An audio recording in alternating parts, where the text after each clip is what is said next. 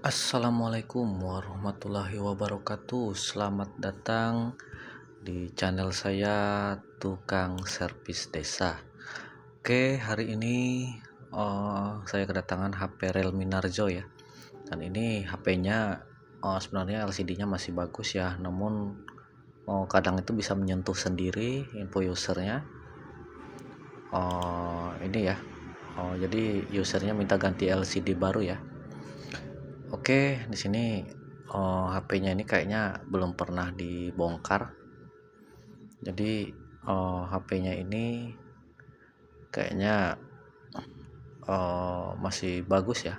Jadi karena LCD-nya kadang bisa nyentuh sendiri, jadi usernya minta gantikan LCD baru ya. Dan untuk LCD-nya sendiri tergantung dari masing-masing usernya ya. Kalau misalkan usernya minta yang bagusan, dicarikan yang bagusan ya. Kalau tergantung keuangannya ya dari usernya sendiri. Oke, jadi di sini untuk membuka ini jangan lupa cabut SIM tray dan buka backdoornya ya. Di sini karena backdoornya menyatu, jadi backdoornya dibuka dan fingerprint, dan ini ya hati-hati ya karena di belakang itu ada fingerprint juga. Namun di sini untuk fingerprintnya menyatu di belakang tutup mesin ya. Jadi sambil ditahan barangkali itu nyangkut lem di bagian backdoornya ya. Oke, di sini sudah terlepas untuk HP-nya. Di sini saya akan coba lepas dulu untuk mengetes LCD baru ya. Dan di sini LCD-nya sudah disiapkan, tinggal lanjut ke pengetesan.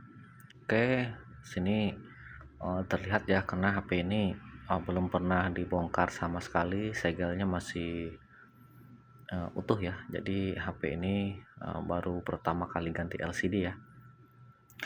Oke, sini sambil mengetes LCD baru. Jadi di sini saya coba hidupkan.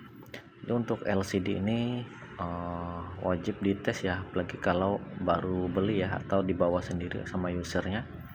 Namun kalau dibawa sendiri itu kalau bisa jangan sampai ini ya dibongkar duluan ya untuk LCD-nya, karena kalau dibongkar duluan nanti usernya nggak dapat garansi pengembalian ya, karena tidak ada pengetesan LCD baru ya.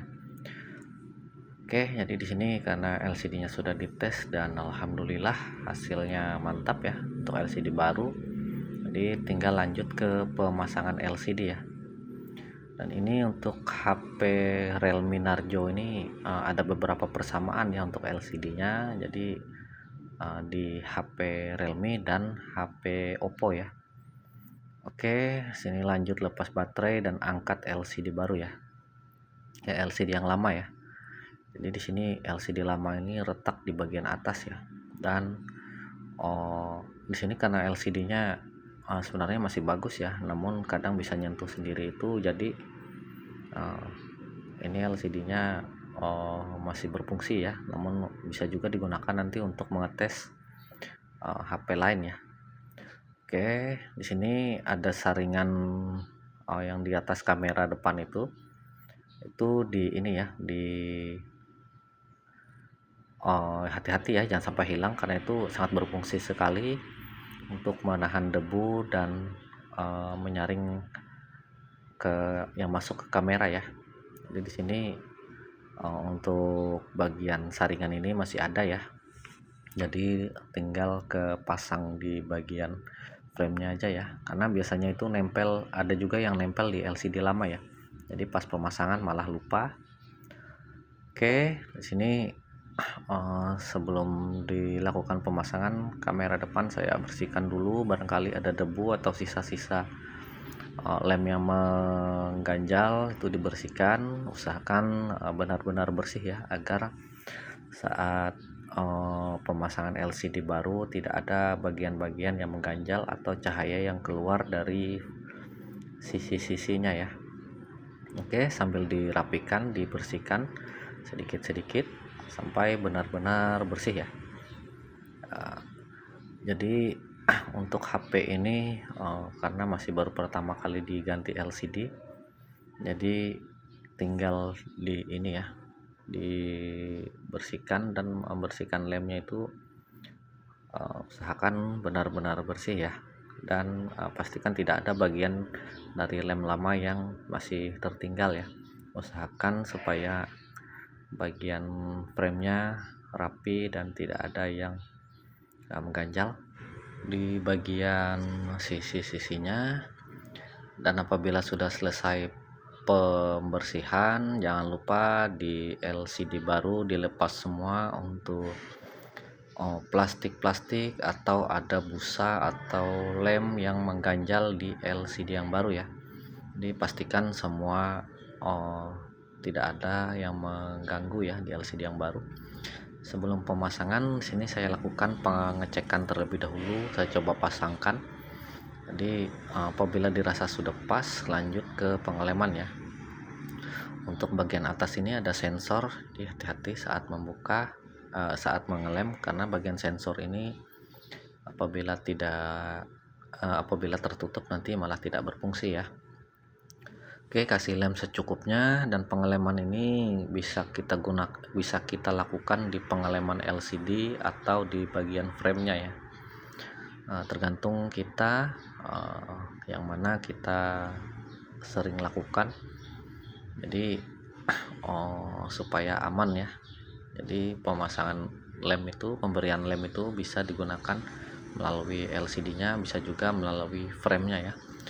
Dan di sini untuk LCD-nya sudah terpasang, alhamdulillah. Tinggal lanjut ke merapikan dan memasang kembali ya. Oke, di sini saya rapikan kembali untuk bagian fingerprint dan fleksibel fingerprint dan tutup mesinnya ya. Jadi sambil memasang baut-bautnya, jadi pastikan juga bautnya aman semua ya, tidak ada yang kurang. Apabila ada yang kurang nanti bisa ditambah ya. Jadi kadang itu satu baut itu bisa hilang atau jatuh ya, jadi kadang susah juga dicari ya. Sama juga dengan bagian tombol ya. Jadi bagian tombol itu kalau lepas malah susah ya, susah dicari. Oke, di sini alhamdulillah untuk pemasangan sudah aman. Tinggal lanjut merapikan, dan sambil menunggu lem kering kita bisa gunakan perekat, karet atau penjepit ya untuk menahan LCD-nya supaya LCD-nya tidak terangkat. Dan di sini saya gunakan isolasi ya atau perekat untuk menahan LCD sambil menunggu lemnya kering.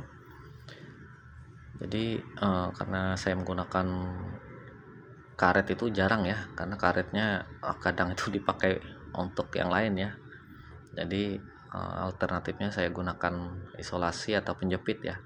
Jadi tergantung kita ya.